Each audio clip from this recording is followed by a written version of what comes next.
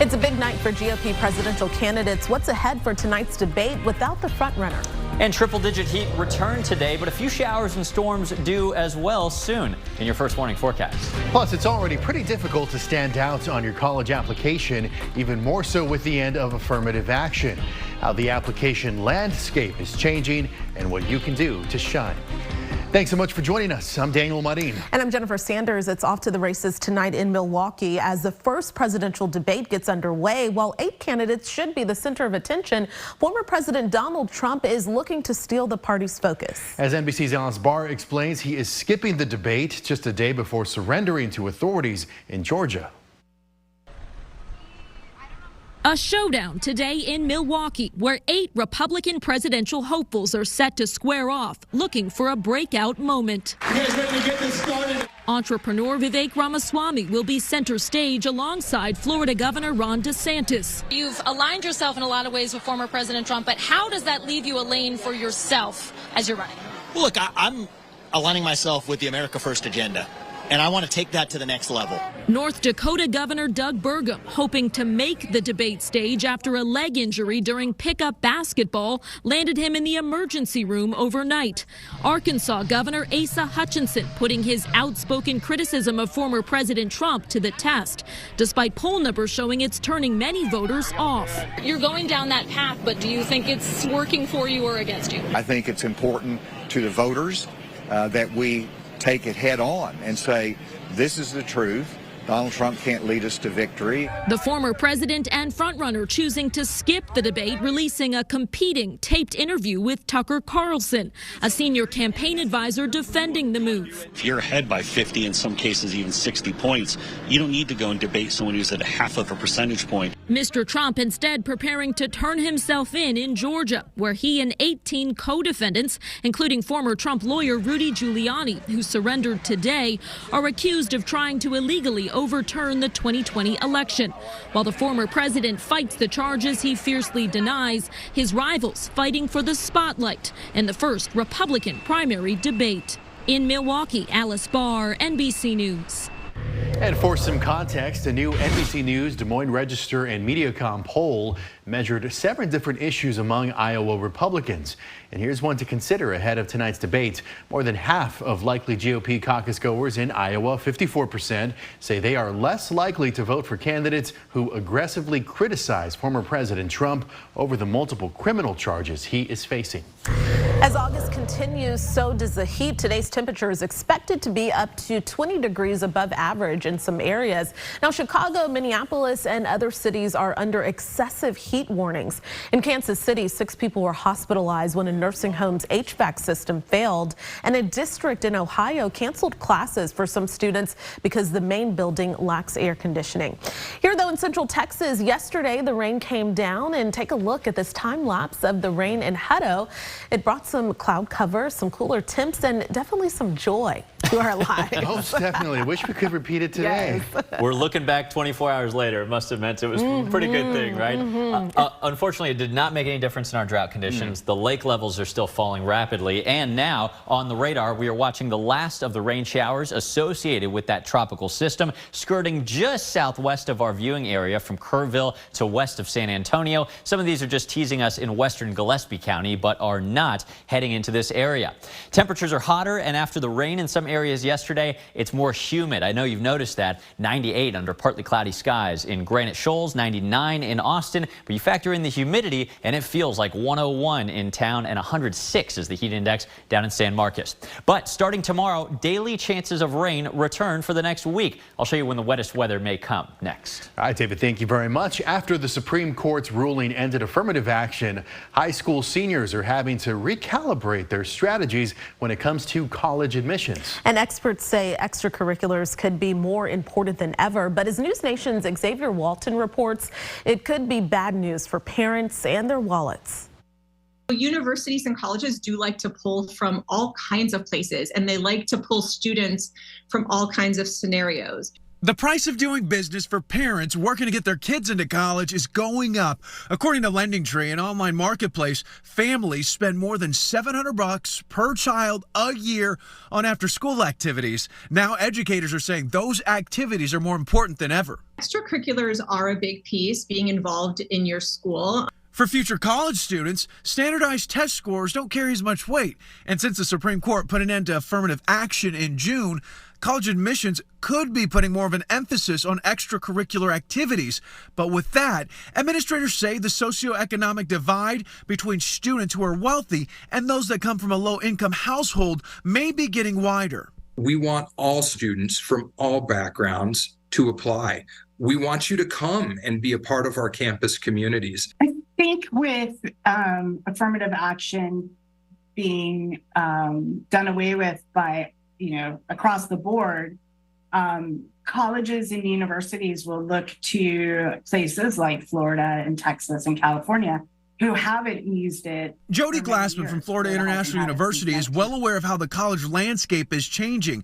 She says be strategic and selective about your extracurriculars, but that's not all. So most of us look at you holistically, not just from one nuance of your, or one characteristic of you as a human being. We're looking across the board. Parents, school counselors say, consider setting aside extra money every month. If you're going the sports route, try to use secondhand equipment as a way to cut costs if you can.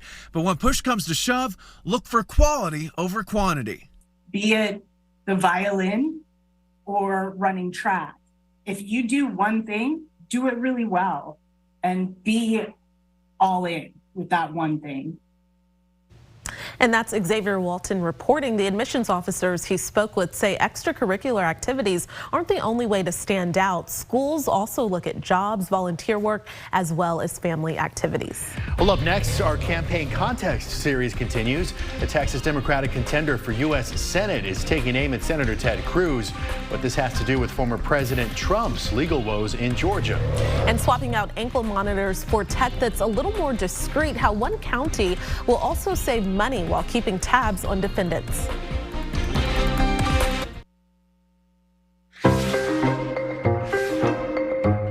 We're back with another installment of Campaign Context, our ongoing series, giving you some clarity on some of the things you're hearing from political candidates as we inch toward Election Day. Democratic Dallas Congressman Colin Allred is challenging Republican U.S. Senator Ted Cruz. Now, recently, when former President Trump and 18 others were indicted in Georgia over election interference allegations, Allred posted to social media, quote, "The indictments in Georgia remind us that our democracy is still at risk, and people like Donald Trump and Ted Cruz tried to overturn an election based on partisan interests." Now, Senator Cruz is not facing any kind of charges related to election interference, but giving you some context, the senator and other GOP lawmakers and candidates did call to delay the certification of the election results on January 6, 2021. Cruz received widespread criticism when he delivered a speech objecting to certifying the 2020 electoral votes for the state of Arizona. Now, this was during the joint session of Congress that would devolve into chaos on the Capitol grounds. Our partners at The Hill also reported Cruz was recorded while on a phone call with another news outlet, quote, explaining how delaying the certification of President Biden's 2020 election victory would work. Now, Cruz maintained he was simply calling for an electoral commission with full investigatory and fact-finding authority to conduct an emergency audit of the election returns in disputed states. And the senator ultimately ended up attending President Joe Biden's inauguration. With this campaign context, I'm KXAN's Daniel Marin. Our aquifers are at historic lows, our rivers are drying up, so we've got to have some divine help from heaven. Well, yesterday's rain makes us want more, so much so people are hoping and praying for it. Literally, you see them doing that right there. How Hays County residents are now looking upwards to bring the rain down. And we did get 0.14 of an inch of welcome rainfall, not quite as much as we need yesterday at the Austin airport. Dry weather today, though, and a high of 101. Austin airport never broke their 100-degree stretch yesterday, which means today was an all-time record 26th day in a row. Your first warning forecast with a chance of rain, though, coming up. We're entering another week of heat and another week of drought, and many areas of central Texas are under water restrictions. San Marcos is in stage 4 or 5, and that limits automatic watering to every other week. Yesterday's rainfall wasn't enough to really make a dent in this drought. As KXAN Sarah Alsheh explains, it's leading people in San Marcos to do everything from group prayer to writing songs in hopes of bringing relief to Hays County. Standing in front of the steps of the Hays County Courthouse in San Marcos for 7 mornings. These Central Texans pray for rain. We got farmers, ranchers, all kind of folks here that are just asking the Lord to send us rain. Pastor Jimmy Darnell says this is their 3rd day asking for the heavens to open. Tuesday, their prayers were answered. While encouraging, Darnell says they hope for more, a lot more. We're praying for drought-busting rain. By New Year's Eve, we'd like to have 40 inches of rain. From songs of prayer to a song paying tribute to the San Marcos River. A dream without wings, a silent spring. On Thursday, Central Texas singer and songwriter Wendy Colonna will release her song and music video titled Inspired. Colonna's vision to create a celebratory scene around the river with people who live here and love these waters. Remembering why it's so important that we all do our part in caring for these beautiful waters. This video, she hopes, will serve as a reminder to protect the aquifers. We all need to find our place in caring for it so that we can continue to enjoy it. So as clouds trickle in here and there, these water advocates continue working to bring more awareness and hopefully more rain. Nice drizzle that will get our ground wet. Sarah Alsheh, KXAN News. And along with her song and music video, Colonna says that she will work on public service announcements for water protection nonprofits. And Darnell says his group will continue praying for rain until Sunday. Well, don't forget, KXAN is tracking the water restrictions in your area. Digital reporter Christopher Adams created a map and a database so you can easily find the rules in your city. We'll keep these updated as drought stages change. Just search watering restrictions on KXAN.com. And yeah, anything they can do to help. Yes. Hey, they did that. Now we got a daily rain chance for the next week. It might work. Maybe there's something to it. I know. Keep going. We need more rain. We've got a dry evening out there right now under partly cloudy skies. A couple of these clouds are actually bubbling up because of the moisture in the ground after yesterday's rain. The sun hits it. It transpires all this humidity into the air, but that also helps bubble up a couple of non-rain producing clouds this evening, unfortunately. 99 right now on the Austonian weather cam. This, by the way, to this point, even with a 99-degree day yesterday, has been Austin's hottest summer to date on record at the airport as well. In terms of 100-degree days, today we got another one, 62 so far for the year. That puts us in 6th place in terms of the most 100-degree days we've seen. How about 105s? We have never before seen 36 days of extreme heat. Today was not one of them. We topped out at 101 in Austin, but just for a little perspective, we average 3 of those per year. We have had 36. Unbelievable. The muggy meter, as I mentioned, a little more uncomfortable today, isn't it? After recent rainfall and now with that southeast wind blowing back in, we're back in the muggy or even oppressive category through the week and into the weekend. Bottom line, it's going to be a little hotter and a lot sweatier because of the increase in the moisture in the air. We have heat alerts that are getting elevated for many tomorrow from noon to 9 p.m. tomorrow. Heat advisories again for Austin, but a more serious excessive heat warning for folks in Williamson County, Bastrop County, and every other county shaded in that hot pink color on the map.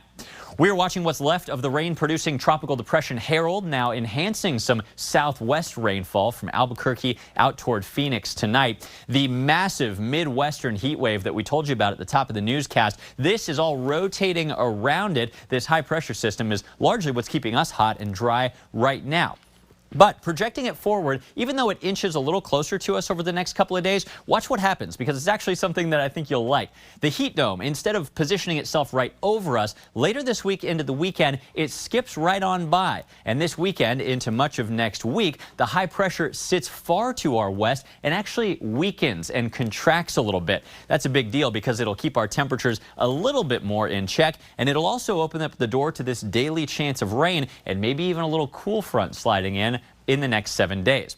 That cool front itself next Tuesday may spike rain chances just a bit, but even before it arrives, we've got a 20% chance of a few isolated late-day showers and storms every day, starting tomorrow, continuing through the weekend and beyond. Out in the tropics, we will not be getting any rain from this area anytime soon. The Gulf of Mexico now quiet now that Tropical Depression Harold is gone. We've got Tropical Storm Franklin over Haiti and the Dominican Republic, moving northward toward Bermuda potentially. A couple other areas that may develop, but none of these heading toward Texas. About a week from now, we're seeing some signs of maybe a little uptick in activity closer to home. So we'll keep you posted on that as soon as we have something a little more concrete. Tonight's forecast mostly clear, light winds, low temperatures pretty warm at 78. Tomorrow it should be several degrees hotter than today, hence the heat warnings for some. Watch out for that 20% chance of late day rain. Good reason to keep your KXAN weather app on hand, even with record heat on Friday. Another 20% chance of a late day storm, and that may impact a couple of our weekend plans. Keep that KXAN weather app handy. It's got your interactive radar always available for you to check out. Next week, that is a little cool front by definition. Temperatures drop 5 or 6 degrees on Tuesday and Wednesday, but we may still remain in the triple digits in Austin. Oh, and remember, this Saturday, if you want to beat the heat with me, clear the shelters. I'll be out there at Austin Animal Center, the big pet adoption event that we look toward every year. KXAN is teaming up with local animal shelters to raise, with no adoption fees, to get all these pets out of the shelters. I will be personally at Austin Animal Center this Saturday, so come on by, say hi, and more importantly, if you and the family are thinking of growing your family with a furry friend, we've got a lot of those available for you. I'll see you this Saturday. Tonight on News Nation, American rap legend Ice Cube shares his thoughts on an infamous unresolved murder. I'm pretty sure, we haven't heard the absolute whole truth when it comes to Tupac's death. Tonight on Cuomo. You've seen the controversy unfold surrounding New York Representative George Santos. The reality is, it's a witch hunt. Now the embattled congressman has his say. Live tomorrow on Dan Abrams Live.